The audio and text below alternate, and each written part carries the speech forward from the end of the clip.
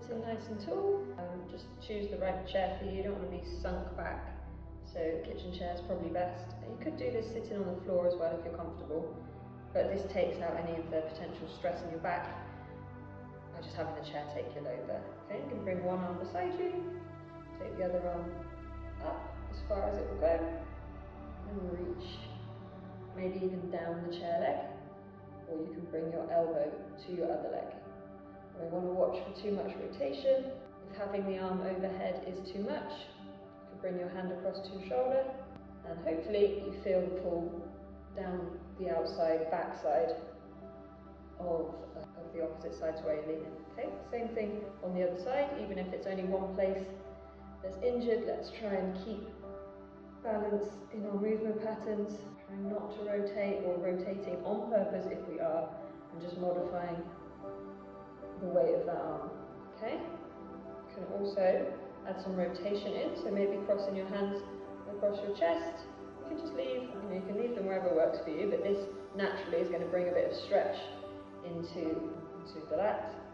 And then rotating all the way, taking a big breath in, feeling that backside body expand. Move yourself back, and then the other way.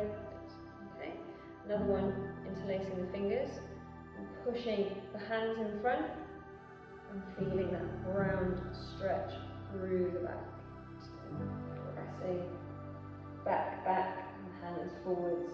If it feels okay, you can try and straighten yourself up, flip the hands, take them overhead, and then add your side bend in. But that's possibly a little more range than you're going to get.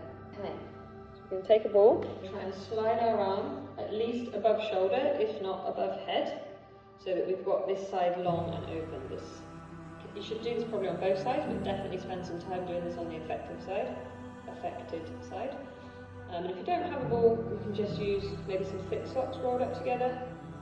The firmer the ball, or if you're using a spiky ball, the more intense this is going to be. And ideally you wouldn't be using a wall with a lip, but this is all I've got. So they're going to come and pop it maybe just under the armpit cup. Basically, when we're targeting our lats, we're aiming for sort of across the back of the rib cage and then down into the centre of the sort of mid back. So we're going to come and pop the ball in our side. You'll know when you're in a good spot, and you're just going to gently roll forwards and backwards. You can also bend in and out of the knees. You can make some circles. Basically, we're going to just bring some massage. You can lean into the wall as much as your pain tolerance will allow. Once you've had a good little work in one area, you're probably going to be sort of covering this much space at a time. Just release the pressure from the lead, find a different zone. If you feel comfortable moving around a bigger area, as far as sort of just general tune-up goes, you could definitely cover a bigger area, but if you've got an actual hot spot, good for you to spend a bit more time there. Try and breathe normally. If you then find a really sticky spot, you could just lean on it. It's better than doing it lying on the floor, because you've got a lot more control over how much weight you're putting. So if you're comfortable, there's no reason why you can't just roll around and do the other side as well. But if we're working with a particularly sore spot, let's keep it small and focused, and something that you can easily back out of if you need to. Okay, one more for mobility. You could do this kneeling if your wall space requires you to do so, but if you're able to find somewhere, you have both hands, you take them out, bend the elbows, bring the hands to the wall. And we're going to try and slide up so we can get the outside edge of our forearms on the wall.